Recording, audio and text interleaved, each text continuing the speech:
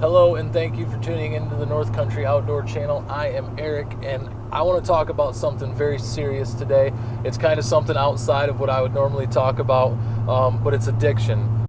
I want to talk about addiction, but not just any addiction. I want to talk about prescription medication addiction.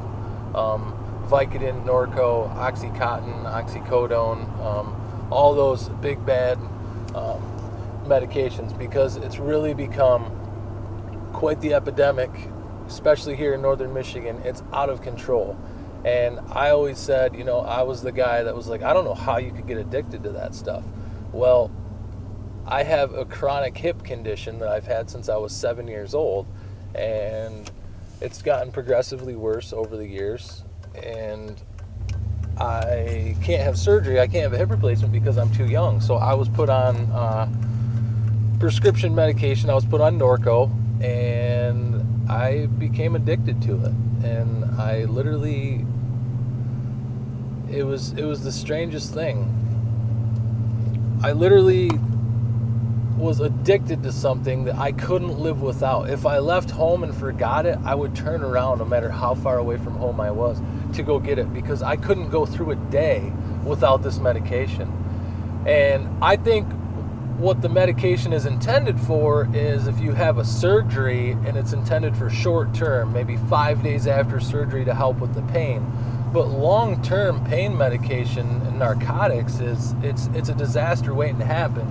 And to be honest with you, it's mostly the doctor's fault, because the doctor just keeps prescribing it to you. It just keeps giving it and keeps giving it and keeps giving it. Well, what happens is if you take, for me it was Norco, which, it's pretty powerful, but it's not near as powerful as like Oxycontin, and there's obviously some other ones out there that are really powerful too, but it's still addicting.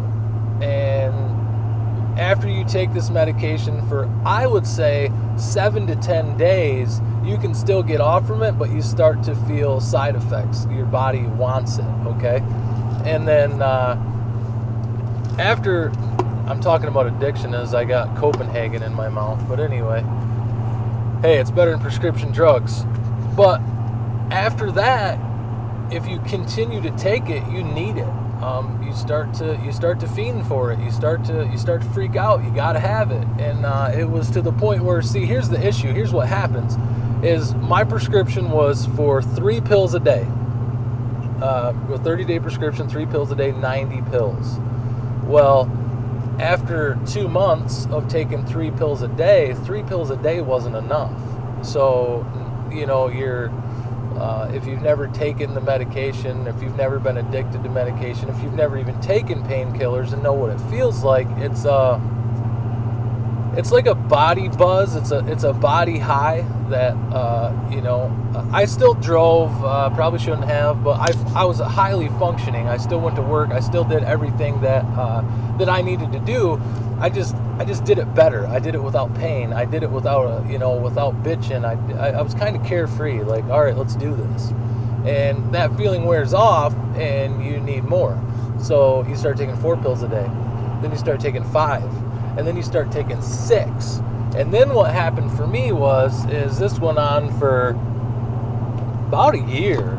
And I decided that, luckily for me, my family was able to get the medication because my dad was having some chronic pain issues. So I would run out of my prescription. He would fill his prescription. I would take some of his.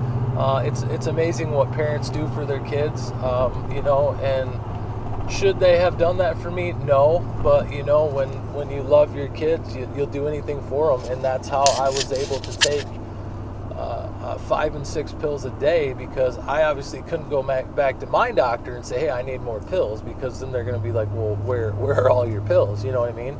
And you can't really much admit to them that you ate 30 days worth of pills in 15 days.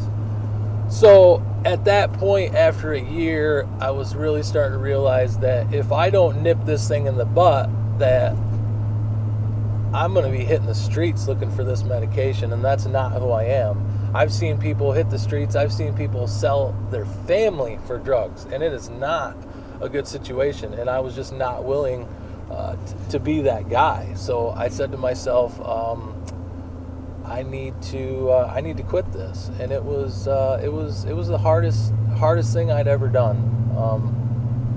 I went to the Dominican Republic, and that really helped. I took my last pill as I boarded the plane, and we got down there, and I did a little drinking. It wasn't heavy drinking, but it was enough to get my mind off from the medication. I was put on a pain patch, which is a very low dose of medication, so that also helped with withdrawals. But it's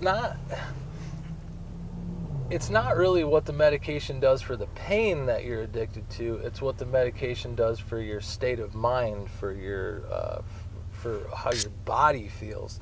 So yeah, I got a pain patch, right? And it is a narcotic pain patch, but it's a timed release. So I can't take more of it to get I guess you could say high. I can't control it. It's controlled by itself. So I don't feel that buzz that I was searching for off from this patch. So that's what you're withdrawing from. And honestly, I don't think about it every day, but I do think about it often. I miss that feeling. I miss what that feeling did for me. I miss what I could get accomplished on that medication. It was just my way of life. It was like it was almost like living in a fantasy, but I was functioning every day, highly functional.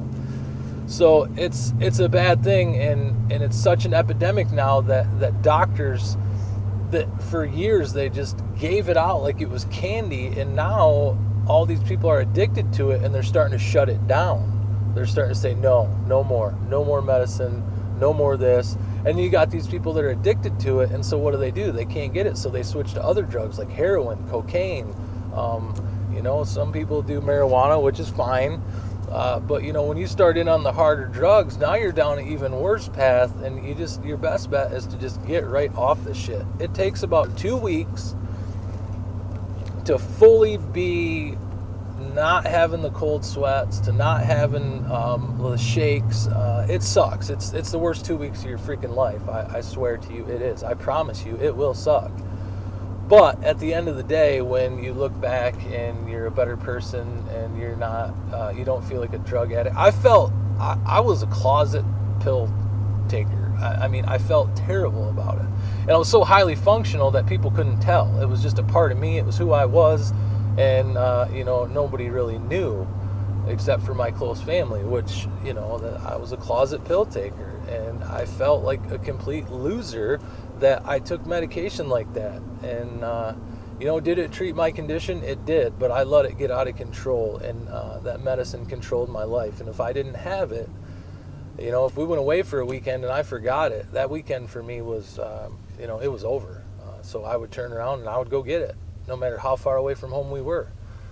So I'm just advising that if you're watching this and you're addicted to some sort of medication, whether it's drugs, heroin, whatever, or prescription pills, try to find another way. Maybe try to get on a pain patch, because it does help with the pain. It is still narcotic, but you can't control how high you get. You can't overtake the medication. So yeah, your pain is still being controlled, but you're not high. So as much as that sucks, it's something that I'm going to advise you do, because you will go down a deep, dark path searching for pills, and I don't know where that path is going to lead you. It could lead you to death. That's how serious these addictions are. It's amazing what people will do when they're fiending for drugs.